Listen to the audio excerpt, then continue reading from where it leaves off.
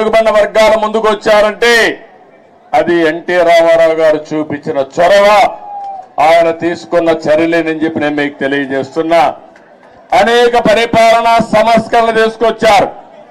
మొట్టమొదటిసారిగా దేశంలోనే సంక్షేమానికి నాంది పలికిన ఏకైక నాయకుడు నందమూరి తారక రామారావు గారు అని చెప్పి కూడా నేను మీకు తెలియజేస్తున్నా. ఆ తర్వాత ఈరోజు మనం పార్టీలో చూస్తా ఉంటే ఎక్కడ చూసినా 20 ఏళ్ళయింది అధికారం పోయి 2004, ఈరోజు 2024 అధికారం పోయిందే గాని మీలో పట్టుదల తగ్గలేదని చెప్పి నేను మీకు తెలియజేస్తున్నా. రోజు రోజుకు అభిమానం పెరుగుతా ఉంది. కొంతమంది నాయకులు పోయారు కానీ కార్యకర్తలు మాత్రం పోలేదు.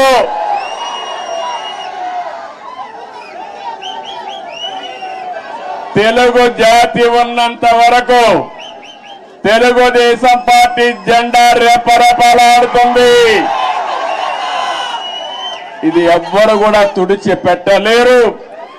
ఏ విధంగా అయితే నందమూరి తారక రామారావు గారు తెలుగు జాతి ఉన్నంత వరకు తెలుగు వారి గుండెల్లో ఉంటారో, అదే విధంగా తెలుగు జాతి ఉన్నంత వరకు పసుపు జెండా ఎగరతానే ఉంటుంది.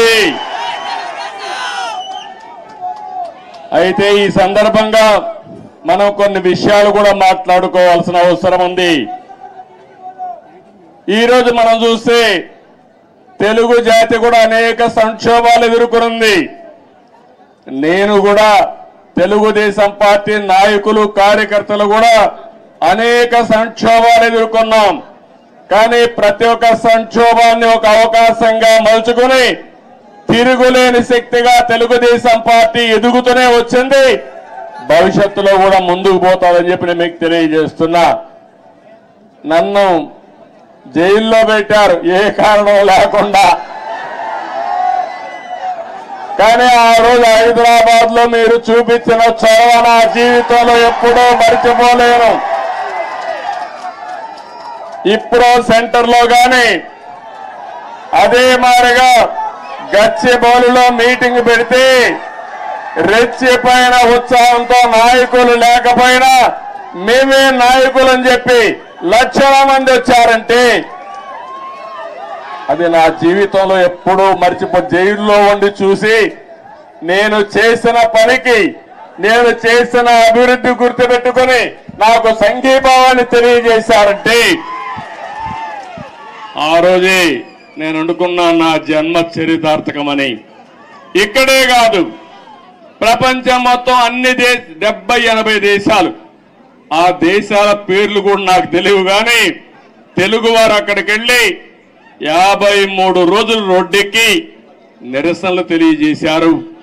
ఇది మరిచిపోలేని అనుభవం అని చెప్పి నేను మీకు తెలియజేస్తున్నా. ఈ సందర్భంగా మనందరం ఒకటే గుర్తుపెట్టుకోవాలి. ఈరోజు రాష్ట్రంలో తెలుగు జాతి ఎన్టీ రామారావు గారిని ఎప్పుడూ మరిచిపోలేరు. అదే సమయంలో ఈ దేశానికి ఒక దిశ చూపించిన వ్యక్తి పివి నరసింహారావు గారు అని చెప్పి కూడా నేను మీకు తెలియజేస్తున్నా. ఆర్థిక సంస్కరణలు 1991లో పివి నరసింహారావు గారు మొట్టమొదటిసారిగా అమలు చేశారు. అప్పటి నుంచి ఈ దేశంలో సంపద సృష్టించడం సులభమైంది. అలాంటి ఇద్దరు నాయకులు ఈ గడ్డ మీద పుట్టడం తెలుగు వారి అదృష్టం అని చెప్పి మరొకసారి తెలియజేస్తున్నా. ఎంతో మంది నాయకులు పోరాడారు, ఎన్నో త్యాగాలు చేశారు. కానీ ఇటీవల కాలంలో ఈ ఇద్దరు నాయకుల యొక్క సమాజం హితం కోసం చేసిన పనులు మనం ఎప్పుడు మర్చిపోలేమని చెప్పి తెలియజేసుకుంటున్నారు. ఇంకో పక్క రాజకీయం అంటే సొంత వ్యాపారాలు చేసుకోవడం కాదు, భావోద్వేగాలు రెచ్చగొట్టడం కాదు, ప్రజల జీవితాల్లో వెలుగు చూపించగలిగింది నిజమైన రాజకీయం అని చెప్పి కూడా నేను మీకు తెలియజేస్తున్నా. మీరు ఒక్కసారి ఆలోచిస్తే తెలుగుదేశం ముందు, తెలుగుదేశం తర్వాత తెలుగు వారి చరిత్ర రాయాలంటే చాలా సులభంగా రాసే అవకాశం ఉంటుంది. ఇప్పుడు హైదరాబాద్ని మీరు చూస్తున్నారు. 95 ముందు ఒక్కసారి మీరు ఆలోచించుకోండి. జూబ్లీ హిల్స్ ఇదే డెడ్ ఎండ్ అప్పుడు. ఇప్పుడు చాలా మంది మిత్రులు పత్రికా విలేకరులు వచ్చారు. వీళ్ళందరూ కూడా ఎంతో ఉత్సాహంగా నాకు స్వాగతం పలికారు. ఆ రోజుటి నుంచి ఈ రోజుటి నుంచి ప్రత్యక్ష సాక్షులు రాయడానికి పత్రికా విలేకరులందరూ. ఆ రోజు నేను ఒకటే ఆలోచించాను, తెలుగువాడికి సత్తా ఉంది, అభివృద్ధి చేసి చూపిస్తామని మొట్టమొదటిసారిగా హైటెక్ సిటీతో ప్రారంభించి నిన్న కూడా ఫ్లైట్ లో వస్తా ఉంటే చూశాను హైటెక్ సిటీని. ఎంత ఆనందం కలిగిందంటే ఒక్క హైటెక్ సిటీతో ప్రారంభించిన అభివృద్ధి ఈరోజు తెలంగాణ, హైదరాబాద్ భారతదేశంలో నెంబర్ 1 అయిందంటే అది తెలుగుదేశం పార్టీ ఆ రోజు చేసిన కృషి, చూపించిన చొరవ. ఏ రాజకీయ నాయకుడికైనా ఏ పార్టీకైనా దీనికంటే కూడా ఏ తృప్తి ఉండదని చెప్పి నేను మీకు తెలియజేస్తున్నా. ఆ రోజు చాలా మంది అన్నారు ఔటర్ రింగ్ రోడ్డు 8 లేనేస్తానన్నాను. ఇప్పుడు మీరందరూ కూడా మర్చిపోవచ్చు, కొంతమంది గుర్తుండకపోవచ్చు.